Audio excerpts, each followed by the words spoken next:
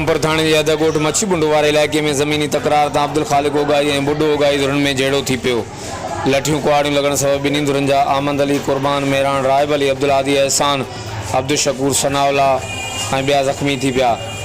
वाक़े जे ज़ख़्मियुनि खे वारसनि खणाए करमपुर थाणे ते आंदो। लेटरबाज़ ज़ख़्मियुनि खे पहिरियां करमपुर ऐं पोइ कंदकोट इस्पताल रेफर कयो वियो।